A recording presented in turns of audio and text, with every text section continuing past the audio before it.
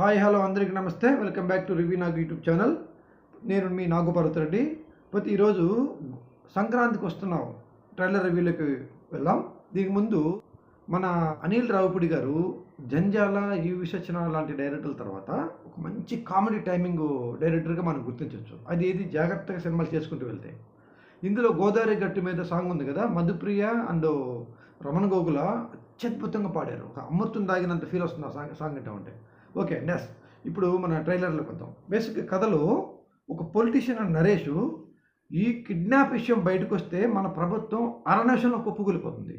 మన కోసం పనిచేసేవాడు ఒకటి కావాలనగానే పోలీస్ ఆఫీసర్ అయిన మీనాక్షి చౌదరి వెంకటేష్ ఇంటికి వచ్చేసి డైరెక్ట్గా sir I'm so and so అని చెప్పి వెంకటేష్కి షేక్ హ్యాండ్ ఇస్తుంది. పక్కనే ఉన్న వెంకటేష్ భార్య ఐశ్వర్యరాజేష్ ఆ షేక్ హ్యాండ్ చూడగానే ఒక భూకంపం, ఒక ప్రళయం కాళ్ళ కింద వచ్చేసినట్టుగా కుప్పగూలి కింద పడిపోద్ది. ఇక్కడే ఉంది Anil Ravipudi talent. Shake hand చూసిన భార్య కొంచెం అనుమానం రావచ్చు భర్త మీద. కుప్పగూలి కింద పడాల్సినంత అవసరం అస్సలు లేనే లేదు. బేసిక్ కామెడీ అనేది చాలా సెన్సిబుల్ వ్యవహారం. అది అతయింది అనుకోండి కామెడీ. థియేటర్లో కూర్చున్న ఆడియన్ అబ్బో అని అటు ఇటు దిక్కులు చూసి ఫోన్ చూసుకుంటూ ఉంటారు.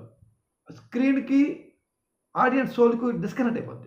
F3లో అనిల్ రావిపూడి అద్దె కామెడీ ఎలా ఉంటుందంటే, వారసుడు వస్తే ఆస్తి మస్తు ఇస్తామని చిన్న ప్రకటన చేస్తే దిక్కుమాలిన నాయాలు అంతా గెటప్లు వేసుకొని బయలుదేరుతారు. ఆఖరికి అనిల్ రావిపూడి చేసిన ఘోరమైన పని ఏంటంటే, తమన్నాకి మగోడు గెటప్ వేసి ఆడియన్స్ని ఎర్రి డాష్లు చేయాలనుకున్నాడు. కానీ సినిమా ఏమైంది? ఎర్రి డాష్ అయిపోలా. అది కామెడీ అనేది పరిధి దాటకూడదు ఎప్పుడు కూడా. జంజాల్ గారు అహనాపల్లి అంటే సినిమాలో ప్రేమ అనే పాయింట్ మీద కామెడీని తొలగించాడు. ఆడియన్స్ థియేటర్లో కూర్చున్న ఆడియన్స్కి పూనకాలు తెప్పించాడు. ఇది కామెడీ, సెన్సిబుల్ కామెడీ అంటే. అంతేకాని ఒక సీరియస్ ఎలిమెంట్కి ఒక కామెడీకి ఎలా మ్యాచ్ అవుతుంది? ఇదంతా ఎందుకు చెప్తానంటే, ఒక కర్రలో రెండు కత్తులు ఇమ్మడవు. ఇప్పుడు సింహం, కోతి ఒక ప్లేస్లో ఉండలేవు. తూర్పు దిక్కు, పడమర దిక్కు రెండు ఎలా కలపలేమో, సీరియస్ యాంగిల్ని కామెడీని అస్సలు కలపలేము. ఇందులో ఏంటి, ఒక కిడ్నాప్ జరిగింది, ఆ వ్యవహారం బయటకు వస్తే గవర్నమెంట్ కుప్పకొలిపోతుంది అనేది సీరియస్ ఎలిమెంట్. బేసిక్గా ఎక్స్ గర్ల్ ఫ్రెండ్ మీనాక్షి చౌదరికి వెంకటేశ్వర్లకు మధ్య ఏది ఉండదు. ఏమండినప్పుడు భార్యకి అనుమానం రాకూడదుగా. అనుమానం క్రియేట్ చేయడమే అతి. చెప్పాగా, కామెడీ లిమిట్లో లేకపోతే అతి అవుతుందని. ఇప్పుడు ఇంట్లో ఇల్లాలు, వంటింటి ప్రియురాలు ఉంది. అందులో ఎందుకు కామెడీ పండింది? వెంకటేష్ ఇద్దరిని పెళ్లి చేసుకున్నాడు, ఒక పిల్లని కూడా కన్నాడు. కామెడీ వద్దన్నప్పటికి వస్తుంది. అది లాజికల్ కామెడీ అంటే.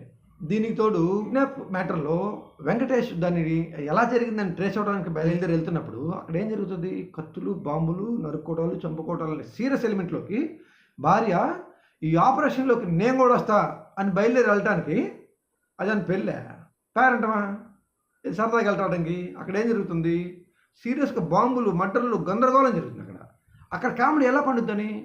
ఇది అనిల్ రావిపూడి చేసిన ఘోరమైన తప్పిదం. అంత సీరియస్ ఎలిమెంట్లోకి అనిల్ రావిపూడి కామెడీ పుట్టించాలని ప్రయత్నం చేశాడే, అదే తప్పు సినిమాకి. F3లో కదా అదే కదా జరిగింది.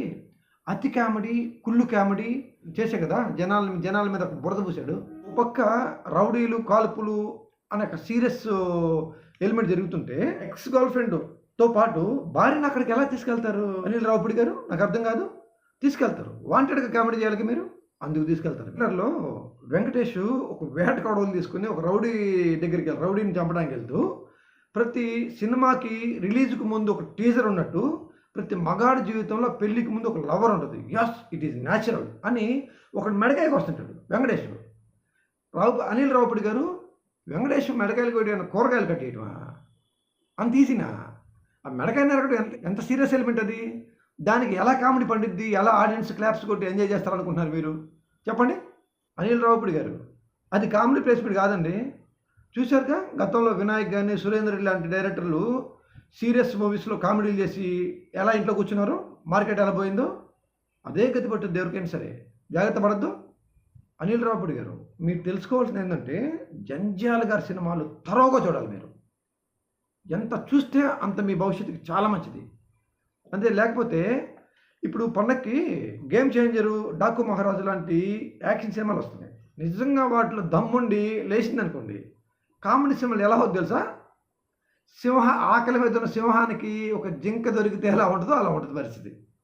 ఏం తెలుసుకున్నారు మీరు ఇన్ని సంవత్సరాల నుంచి? పొరపాటున అదేదైనా పోయిందనుకో, ఆ 2 సినిమాలు పోయినాయి అనుకో, ఇది ఒక యావరేజ్‌గా పడుతుంది. జనాలకు వేరే దిక్కు ఉండదు ఇక. ఇది ఉన్నయే చూడాలి కాబట్టి వేరే దారి లేదు కాబట్టి యావరేజ్‌గా పడుతుంది. బ్లాక్ బస్టర్ అయ్యే అవకాశమే లేదు. అదండి.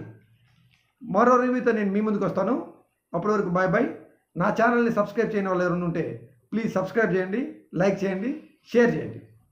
Bye bye.